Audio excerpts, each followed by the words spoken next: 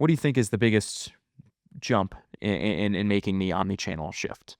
That's a great question. I think, Amazon is different. It's a different platform, and every other platform is different too, and so I think one big mistake would be just treating everything the same, and that's kind of a in a little bit of a way, it feels like a contradiction, right? Because when we're talking about brand, we're talking about consistency, and we're saying like, "Well, it should be the consistent, it should be the same."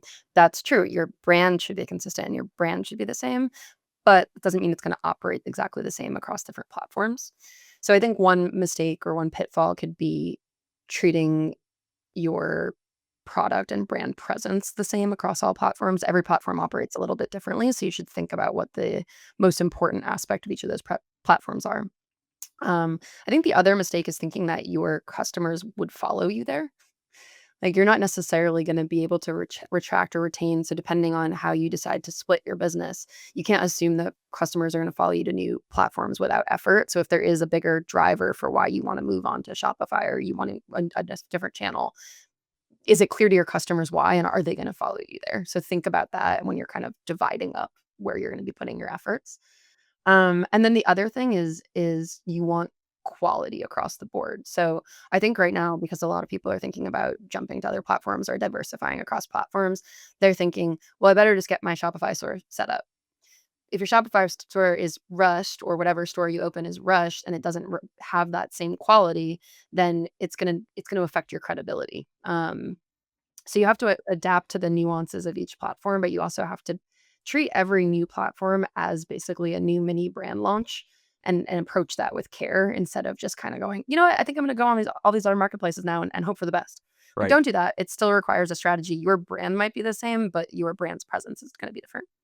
Wow, another unique take that I have not heard before. I hear a lot about you wanna make sure that your brand is the same or at least unified, not this necessarily the same, but your content and your approach is unified so that people recognize it on multiple platforms, and if they go to different spots to see it, they know, "Okay, I know this is this brand." Um, it's a and maybe you're talking more about the strategy that goes into managing the marketplaces and stuff like that, but, it's a very, again, it's a take I have not heard before, which just makes it very interesting, to kind of take each marketplace as in its own stride. I So think it's easy to or easier to understand that approach when you think about it for something like if you were doing like launching a new social media strategy, you wouldn't treat Instagram and Facebook and TikTok the same. Like a, 4.5 minute long video on Facebook is gonna perform fine, but it's gonna not perform at all on TikTok, and a carousel of images might do better on TikTok or on, Instagram or LinkedIn than it does on TikTok because TikTok isn't a place where static images live, so it maybe isn't the most immediate instinct to think that that's how your omnichannel strategy should work too for your brand, but the same general logic behind that still plays. People are going to those places for different reasons, so you should meet them where they're at. and speaking of these, different marketplaces, which one, just as like a fun little side question, which one do you think is the most underutilized, or which one has the most potential in this day and age? Obviously Amazon's a big one, but what do you think is the most either underused or has the most potential?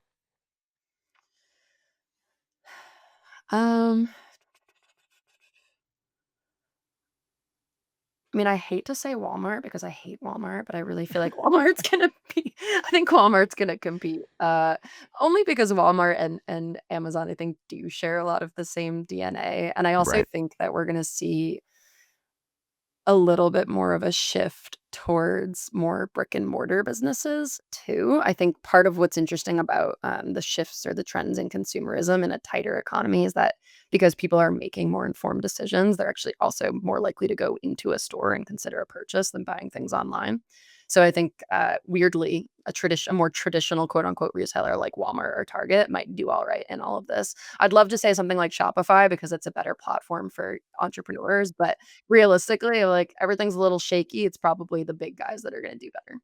That's interesting. I would love to see a return to brick and mortar stores. I remember being a kid, and I say that as like I'm like 80, but I'm 25. I remember I remember not very long ago when we were in like high school, and the coolest thing to go do was go to like the big mall and just walk around and just go into the stores and all that stuff. I Now kids are all on their phones, on their TikTok. Now I sound like I am 80. on their phones all the time, on their TikToks, on their iPads. No, On their um, TikToks and Facebooks. yeah, all of them. But that would be very interesting to see a return to a brick and mortar kind of experience. And you're right. It kind of goes back to my made up metric of the customer confidence level. I think people are going to want to be more informed, like you said, but also they want to have more of an idea of what they're buying, and they can't hold the product in their hand on Amazon, but they can do it in the store. So that's very unique. That's very an Well, interesting we'll thought. And see. yeah, hopefully. I do think Target is the Walmart of, like, a few years ago, and Walmart was really big, and it was like, "Oh my god, I have to be on Walmart, I have to be on Walmart." I think Target is starting to become a little more, like that, where it's like, "Oh, maybe I should get on Target." It's a little harder to get into than Walmart. Yeah. Even Walmart's kinda hard to get into, but I think if a brand is at the point where they're looking for ways to grow and they're looking for, "Alright, what's my next big project this year?" I think Target could be a good answer as well, but I like Walmart. I don't shop there often, but um, I do think the online platform is they're funny, than nothing else. I love it when I think it was 2, 3 years ago when they first did their first, like, Walmart Prime Day, and it was the Mhm. day or 2 Yeah. before the Amazon Prime Day, and they knew Yeah. what they were doing too. Mhm. People were all shopped out, and no one wanted to shop anymore, so they stole I'm sure, a lot of Amazon sales. I think they're very funny, and they do that every year. I think it's very funny. They're Yeah, I very, remember that too. calculated. We wrote a blog about it. We were like, "Are they Yeah. fighting?" Are they in an argument? Are they gonna break up? Yeah. Yeah. No, it's very They were on a interesting. break, yeah. No, but, it's interesting to see just, again, how many, for lack of a better term, how many baskets are out there that you can spread your eggs to, that you can move your business into. Because with this whole tariff thing, Amazon is very costly for all these fees that they have, and they've earned I guess I don't want to say the right, but they can charge you all those because they are the best e-commerce platform. They've earned that reputation. But it's hard to combat with all those, especially some of these younger, newer sellers. They can't compete with all those fees. They can't make money on that. So Shopify, Walmart, Target, maybe not Target, but Shopify, Walmart's other, like, niche platforms, could be the move in the next couple of months, next couple of years here. Yeah, So I agree. I think Walmart is quietly sneaking up, sometimes more quiet than others, but I think also having gone to a lot of, industry events over the last couple of years, Walmart is really trying to create a presence as well, and that's gonna make a difference because they're investing in the infrastructure more than Target is. right.